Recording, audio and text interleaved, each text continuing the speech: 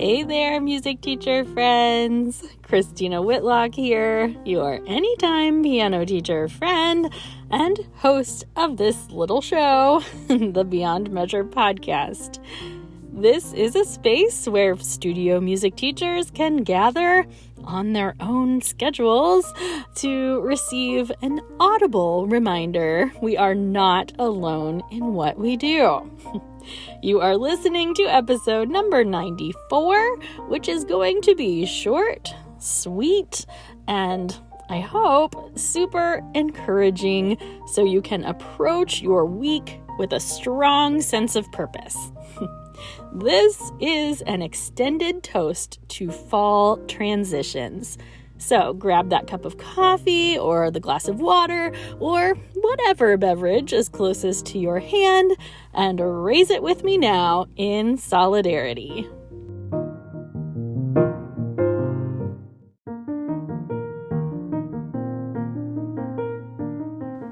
Music teacher friends from all over the world.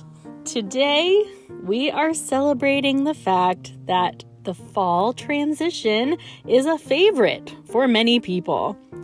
Maybe you like the clothes, the smells, the flavors, or just the routines of fall. Or maybe you don't, but regardless, I have a single wish for you this unique time of the year. May you relish in the thrill of possibility as this fall season enters in. We all know music study is a long game investment, right? So let's take a minute to imagine the growth you are going to see this year. I want you to let the faces of your students scroll through your mind. Think of each student's face running like a slideshow through your brain. Work your way through your weekly schedule, seeing each face one by one by one. I like to imagine my students grinning those goofy smiles that only appear when they realize how stinking proud of themselves they are. Take a second and think about your youngest students. How much they are going to grow and learn this year. It's incredible how much our young students pick up in 1 year. They are so new to this art of making music. They're learning how to control their bodies, how to listen, and how to express themselves in language and in music and in everything. Take a moment and consider those later elementary students. You know those little students whose quirky habits make everyone smile no matter what they're playing? I want you to think about how they are going to blossom this year into musicians who demonstrate real artistry and facility this year. I have such a soft spot for watching students transition from just being cute on stage to those who start to demonstrate real skill and care for their art. Consider your teenage students and your preteens for that matter. It's really tough to remember just how many emotions those young people experience in a week.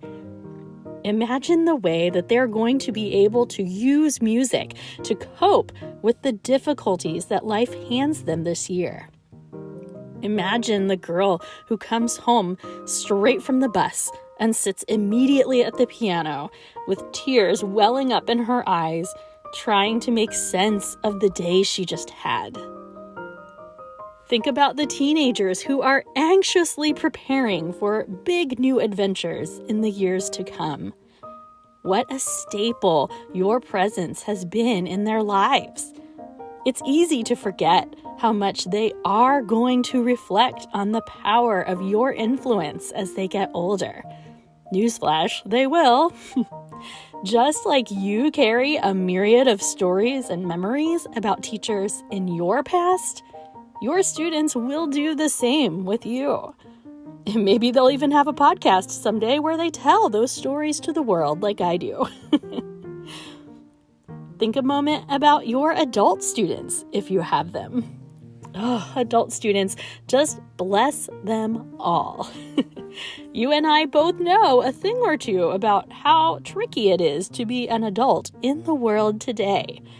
If you are fortunate enough to be helping adult students explore something they have chosen, like strictly for themselves and for their own satisfaction and growth, don't take the beauty of that opportunity for granted. No, their progress is not going to look like everyone else's, but their whole life experience is unique. Nurture those adult students where they are, because we all know it, there is no singular path to musical success. So friends, this is what we need to remember in these September days. We have to play the long game. I know most of the chatter in our music teacher world this time of year relates back to scheduling headaches and policy enforcement and new routines and resources, new office supplies. I mean, woohoo, let's hear it for new office supplies. Yay! And while all these things are deserving of our attention, I hope you never lose sight of the magic that is happening inside your studio walls.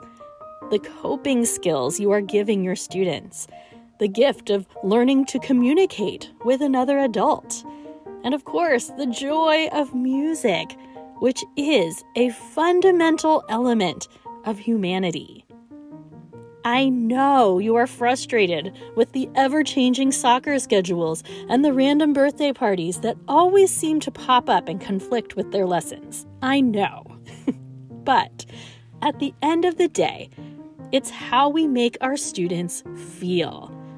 Whether that's supported, challenged, mature, capable, it's those things that really matter. If you struggle because you don't feel like a priority in your students' lives, you've got to move past that, my friend. If you are making your students feel capable of making music, if you are showing them the power of an adult who believes in them, then you are making the world a better place. You are doing the work you need to do. You'll never convince me otherwise.